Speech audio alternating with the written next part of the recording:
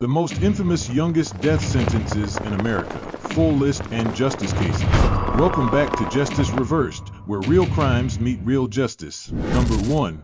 Frederick Lashley. He waited in the dark, unscrewing a light bulb to cloak his intent. By the time the hallway lights returned, a woman was dying and Missouri was preparing to make an irreversible decision. 17 years old, Frederick Lashley had lived a life few would envy. Abandoned by his mother, abused by his father, passed from one unstable home to another. Stability finally came when his cousin, Janie Tracy, took him in at age 2. Tracy, then 55, was frail from diabetes, heart disease, and brain surgery that left a vulnerable spot in her skull. Yet she raised him as her own son, until the night he turned on her. On April 9, 1981, Lashley climbed through her window, darkened the hallway by removing a bulb, and waited. When Tracy entered, he struck her with a cast iron skillet so violently that it broke in two. As she cried out, he stifled her screams and drove a butcher knife into the soft spot of her skull, piercing her brain. He took $15.00, her car keys, and fled in her vehicle. Tracy died 2 days later in the hospital. Police caught Lashley hours later in the stolen car. He confessed immediately. "I came to get some money. I didn't mean to kill her," he told investigators. He insisted he was high on PCP, but toxicology tests and witness accounts found no proof. At trial, prosecutors emphasized intent. Lashley had prepared the scene, waited for his victim, and delivered a targeted, fatal wound. In January 1982, a jury convicted him of capital murder. Judge Michael F. Godfrey imposed the death sentence, condemning the killing as unbelievably cruel and incredibly heinous. For jurors, the fact that he murdered the woman who raised him magnified the betrayal. The defense argued that Lashley was not beyond saving. His IQ was measured at 75, on the edge of intellectual disability. He began therapy at age 11 for suicidal thoughts and had been drinking heavily since childhood. Lawyers cited neurological problems, a broken home, and lifelong neglect. "He is a boy shaped by abandonment and abuse," they argued, insisting these factors should weigh against death. The legal battle stretched over a decade. In 1992, the Eighth Circuit Court of Appeals overturned his death sentence, citing errors in jury instructions. But in 1993, the U.S. Supreme Court reinstated it, ruling that jurors were not obligated to weigh his clean adult record against his violent crime and confessions. On July 28, 1993, Lashley was executed by lethal injection at Missouri's Potosi Correctional Center. He cried before his death, held a Bible, and asked that his wristwatch and ring be given to his sister. "I hold no grudge," he said in his final statement. 9 minutes later, he was pronounced dead. His story is both brutal and haunting. It exposed a justice system caught between compassion and punishment, between recognizing a broken childhood and condemning an unforgivable crime. 12 years after Lashley's death, the U.S. Supreme Court ruled in Roper v. Simmons that executing juveniles was unconstitutional. Reform came, but far too late. For Frederick Lashley. Number 2, Toronto Markkey Patterson. She let him inside without hesitation. By sundown, 3 generations of her family were gone, and her cousin was in custody, denying what would soon become undeniable. 17-year-old Toronto Markkey Patterson committed one of the most chilling triple homicides in Texas history. On June 6, 1995, he left his girlfriend's house telling her he was headed to therapy. Instead, he drove his grandmother's car to the Dallas home of his great-aunt, Evelyn Stiff. Inside, his cousin Kimberly Brewer sat in the living room, resting in a recliner. Without warning, Patterson pulled a .38 caliber revolver and shot her point blank in the head. In the bedroom, her daughters, 6-year-old Jennifer and 3-year-old Ollie, were watching television. Prosecutors later described how Jennifer was gunned down instantly, while Ollie crouched on the bed with her hands over her ears. Heat filled Ollie and Jennifer full of holes, prosecutor Jason January told jurors. After the murders, Patterson wheeled a BMW from the garage and stripped 3 golden chrome rims, stashing them in his car. No cash, no jewelry, only rims. He returned to his girlfriend's house around 3 p.m., sweating and shaken, quickly changing clothes and asking a friend to hide the wheels. Hours later, he was spotted on live news footage, lingering in the background as paramedics carried the bodies out. When investigators searched his car and his girlfriend's house, they found the rims, bloody clothes, and a revolver. Patterson confessed, though his story shifted. At first, he blamed two Jamaican men. Later, confronted with forensics, he admitted pulling the trigger. In court, Patterson recanted. He claimed the confessions were coerced after endless interrogation. His lawyers argued he was a neglected juvenile shaped by abuse and lacking adult judgment. Prosecutors countered that his actions were cold and deliberate, from returning to the house armed to executing children at close range. The jury convicted him of capital murder in Ali's death. Under Texas law, killing a child under 6 carried the possibility of execution. Jurors found he posed a continuing danger and that no mitigating factor could justify leniency. On November 20, 1995, Patterson was sentenced to die. For the next 7 years, appeals moved through the courts. Amnesty International and the Inter-American Commission on Human Rights urged Texas to halt the execution, warning that killing a juvenile offender violated evolving standards of decency. Their calls went unanswered. On August 28, 2002, at 6:20 p.m., Patterson was executed by lethal injection at the age of 24. His final words were conflicted. "I feel a great deal of responsibility and guilt, but I do not think I should die for a crime I did not commit." His case underscores 3 painful truths. Childhood trauma left untreated can erupt in violence. Juvenile executions blur the line between justice and vengeance. A coerced confession can decide life or death. 3 years later, the U.S. Supreme Court banned the juvenile death penalty in Roper v. Simmons. For Patterson, reform arrived too late. He was not just one of the youngest executed in America, he was one of the last. Number 3. Napoleon Beazley. He was young, popular, and destined for success. But one night in Texas, a teenager's desperate grab for status symbols ended with a prominent man dead. Napoleon Beazley was 17 when he set out with 2 friends on April 19, 1994, looking for a vehicle to steal. Their target? A cream-colored Mercedes owned by 63-year-old John Luddig, father of U.S. Federal Judge J. Michael Luddig. As John pulled into his Tyler garage, Beazley rushed forward and fired twice into his head. Wounded, Luddig staggered, but Beazley shot again to ensure death. Prosecutors called it deliberate, premeditated, and senseless. Beazley then aimed at Bobby Luddig, John's wife. She collapsed, pretending to be dead until he fled. The teens tried to drive the stolen Mercedes, but within blocks, a flat tire forced them to abandon it. They escaped in another car toward Grapeland. Within days, investigators followed witness tips and Beazley's own words.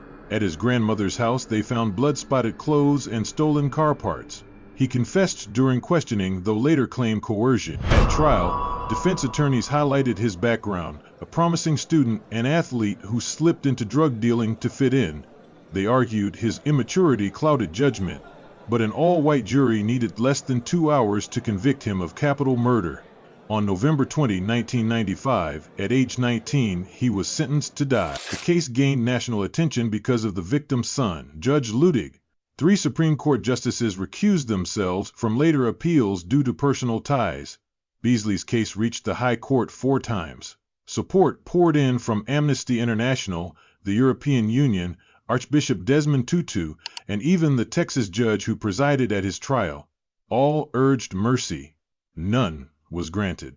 On May 28, 2002, at Huntsville Unit, Beazley was executed by lethal injection at 6:17 p.m. He was 25. He declined to speak on the gurney, but issued a written statement afterward. "The act I committed was not just heinous, it was senseless. But the person who committed that act is no longer here. I am." In another line, he reflected, "Tonight we tell our children that, in some cases, killing is right. This conflict hurts us all. There are no sides." His final meal, fried shrimp, catfish, hush puppies, and orange soda, contrasted sharply with the violence that ended both John Luddig's life and his own. Beazley's execution placed him among the youngest Americans executed since 1976, and one of the last juveniles put to death before reforms took hold. From his case, 3 lessons remain clear. A troubled youth shaped by neglect and drugs may commit irreversible acts before grasping the weight of consequence. Capital punishment for juveniles, raises profound questions of morality and justice. Heavy reliance on confessions or co-defendant testimony risks mistakes that cannot be undone. Napoleon Beazley lost his life over a car he couldn't even drive home. His case now stands as a stark reminder of what happens when violence, youth, and an unforgiving system collide. Number 4. Gerald Lee Mitchell. It began as a casual ride through Houston. By nightfall, one young man was dead, another bleeding, and a teenager had made choices Texas would never forgive. 17-year-old Gerald Lee Mitchell had already lived on the margins when, on June 4, 1985, he approached 20-year-old Charles Marino and 15-year-old Kenneth Fleming at Lincoln City Park. Posing as a drug dealer, he convinced them to drive him to finalize a deal. Hidden in his pants was a sawed-off shotgun. Mitchell directed them down a dead-end street, robbed Marino of his wallet and keys, and forced both into an abandoned house. Witnesses recalled hearing him taunt, "You don't believe I'll shoot you, man?" Inside, he ordered Marino to raise his hands, adding chillingly, "You don't want to die with your hands down." He then fired point-blank into Marino's chest. Fleming curled into a ball as Mitchell shot him in the chest, hip, and arm. Fleming survived by playing dead. Mitchell fled in Marino's car, laughing to a bystander that he had been just shooting birds. Later that same day, he encountered 18-year-old Hector Manguia. When Manguia refused to hand over a necklace, Mitchell shot him dead. 2 murders, 1 attempted murder, all in less than 24 hours. Within a week, police arrested Mitchell in Corpus Christi driving Marino's stolen car. He confessed, "I shot the 2 white boys," though he later claimed the killings were accidents. No fingerprints, no weapon, only his confession and Fleming's testimony tied him to the crimes. At trial, prosecutors argued his actions were cold and deliberate. The jury agreed, convicting him of capital murder. On April 7, 1986, he was sentenced to death. The defense portrayed Mitchell as a volatile teen molded by hardship. His IQ tested at 75, bordering on intellectual disability. He began using marijuana, angel dust, and embalming fluid at 14, impairing his judgment. School records described violence, expulsions, and a psychiatrist suspected undiagnosed seizures. Still, jurors deemed him an ongoing danger, citing prior robberies and juvenile arrests. Over 15 years, appeals failed. International voices, including Amnesty International, Human Rights Watch, and the European Union, urged Texas to halt the execution, arguing his age and cognitive state made death inappropriate. But Texas refused clemency. On October 22, 2001, at 6:25 p.m., Mitchell was executed by lethal injection. His final request, a handful of Jolly Ranchers. In his last words, he faced the victim's mother, offering a letter of apology. "I ask God for forgiveness and I ask you for the same. I'm sorry for what I did." The law judged him as an adult at 17. But history shifted soon after. In 2005, the U.S. Supreme Court banned executions of offenders under 18. Mitchell had already paid in full with his life. From his case, 3 truths endure. Confession alone can fracture justice. Trauma and addiction can push adolescents into tragedy. When execution defies evolving standards, law is followed, but not always just. Gerald Lee Mitchell's name remains etched not only in Texas's death records, but in America's reckoning with juvenile justice. Number 5. Ruben Montoya Cantu. He didn't shout. He didn't run. But by the time he left that construction site, 1 man was dead, another was bleeding, and Texas had already begun building its case against a teenager. Ruben Montoya Cantu was 17 when he and 15-year-old David Garza entered a half-built home on Briggs Street on November 8, 1984. Their plan? Rob 2 migrant workers sleeping inside. Pedro Gomez, in his 30s, and 19-year-old Juan Moreno had been hired to guard the property after recent thefts. Both slept on floor mattresses, fully clothed, with their wages in their pockets. Armed with a rifle, the teens demanded money and took the men's watches. When Gomez reached under his mattress, possibly for a pistol, Cantu opened fire. Gomez was struck 9 times and died instantly. Moreno was hit repeatedly in the chest, hip, and stomach. Though critically wounded, he crawled outside and managed to call for help. The attack, described as a horrifying act of violence, rattled the community. At first, police had little Moreno was near death and unable to identify anyone. For 4 months the case stalled. Then, after Cantu was accused in the shooting of an off-duty police officer, homicide detective Bill Ewell revisited the murder. Though the officer's case was dismissed for improper search, suspicion fell on Cantu. Moreno was shown photos again at the station and this time identified Cantu. Garza also implicated him, claiming he saw Cantu run from the house with the rifle. At trial, prosecutors had no fingerprints, no DNA, no murder weapon, only Moreno's eyewitness testimony and Garza's statement. Cantu's defense argued he was a special education student, shaped by poverty and peer pressure, but the all-white jury deliberated just 90 minutes before convicting him of capital murder. Under Texas's felony murder rule, killing during a robbery meant death. On August 24, 1993, at 12:22 a.m., Ruben Cantu was executed by lethal injection. He gave no final words. His last request, a piece of bubble gum, was denied. Years later, the case unraveled. Both key witnesses recanted. Moreno admitted he had been pressured by detectives and feared deportation if he didn't comply. Garza confessed that Cantu wasn't the shooter at all, naming another person. Former prosecutor Sam Millsap, once a strong death penalty advocate, reversed his position, calling Cantu's execution a mistake and admitting he may have been very likely innocent. He warned that eyewitness testimony under pressure was far less reliable than courts often believed. In 2007, District Attorney Susan Reed released a report reaffirming the conviction, but critics condemned it as lacking independence.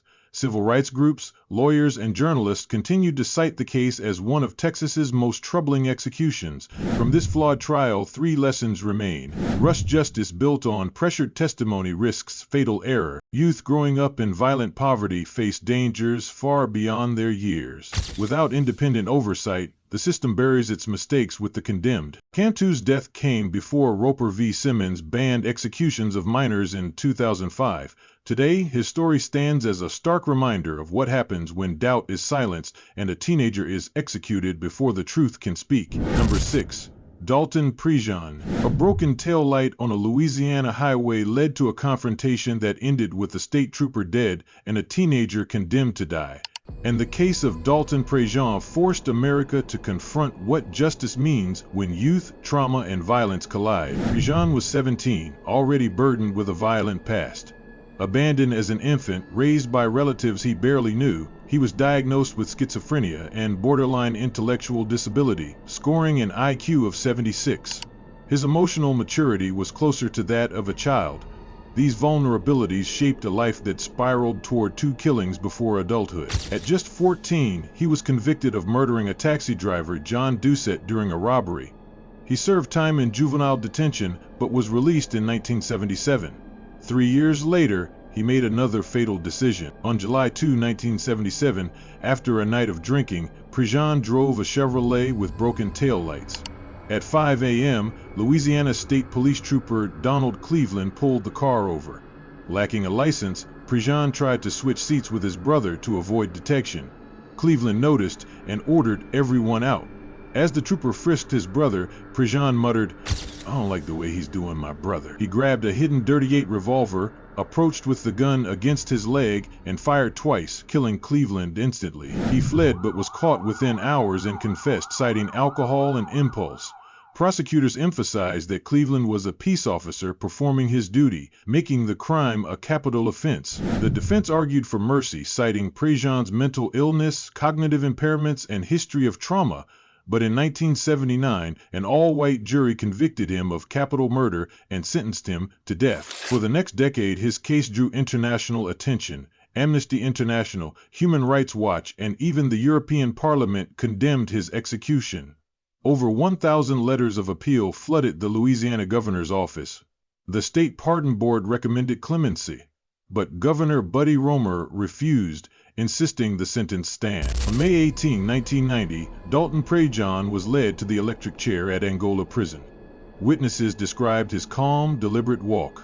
When the switch was thrown, smoke rose from his leg restraints. As his fists clenched, he was pronounced dead at 12:17 a.m. His final words reflected quiet acceptance. "I have peace with myself. My son will be a better person for not letting something like this bring down his life. Keep strong, keep pushing, keep praying." Even as the current stopped his heart, debate surged on. Prejean's execution revealed enduring truths. Justice falters when it ignores the developmental and cognitive limits of youth. Poverty, race, and mental illness must be confronted as factors in sentencing, not brushed aside. When execution silences those society failed to protect, reform is no longer optional. 15 years later, in Roper v. Simmons, the U.S. Supreme Court banned executions of offenders under 18, but Dalton Prejean had already been put to death. His name endures, not just as a cop killer, but as a stark reminder of what happens when punishment outruns understanding. Number 7. Paula Cooper. They skipped school for games and wine. By nightfall, a Bible teacher was stabbed 33 times, and America was forced to confront what justice should mean for children who kill. On May 14, 1985, 15-year-old Paula Cooper and friends Karen Corder, April Beverly, and Denise Thomas ditched class in Gary, Indiana. After drinking and smoking marijuana, they planned a robbery. April suggested her elderly neighbor, 77-year-old widow and Bible teacher Ruth Pelkey. The plan was simple. April would distract Pelkey while the others entered.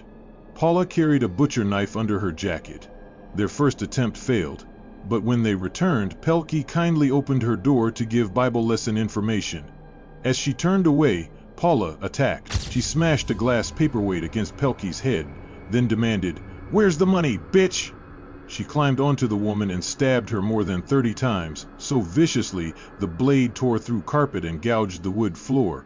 Another girl shoved the knife deeper before they ransacked the house. Their haul was pitiful, $10 and the keys to Pelkey's 1977 Plymouth. The next morning, Pelkey's stepson found her on the dining room floor, arms outstretched, home ransacked.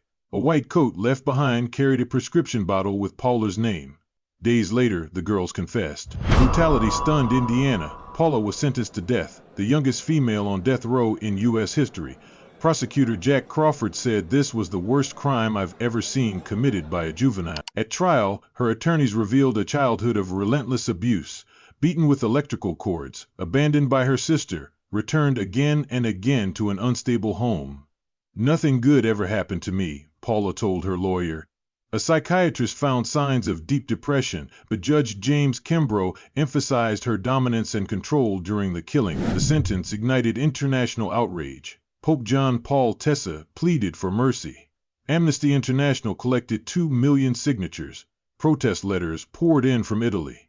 Even Ruth Pelkey's grandson, Bill Pelkey, changed his stance, saying, "I saw my grandmother crying, not for herself, but for that girl." In 1989, the Indiana Supreme Court overturned her death sentence, citing new state law raising the minimum execution age, and the U.S. Supreme Court's Thompson v. Oklahoma ruling against juvenile death penalties.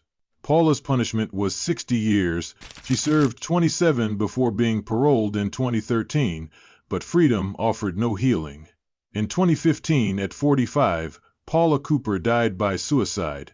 In her final words, she admitted, "I have taken a life and never felt worthy." Her case remains one of the most haunting intersections of youth violence, law, and mercy. From it, 3 truths endure. Justice fails when it ignores the brokenness that shaped the offender. Execution silences those still carrying the scars of survival. And when outrage drives law, empathy often disappears from judgment. Paula Cooper was not just the youngest woman sentenced to die in America. She became a symbol of how justice still struggles to balance trauma with punishment. Number 8. Scott Allen Hain. They thought it was just another night in Tulsa. Hours later, they were locked in a trunk, their car set ablaze, and America was left grappling with one of its most shocking juvenile death penalty cases. 17-year-old Scott Allen Hain and 21-year-old accomplice Robert Wayne Lambert spotted Michael Houghton, 27, and Laura Sanders, 22, sitting in a parked car on October 6, 1987.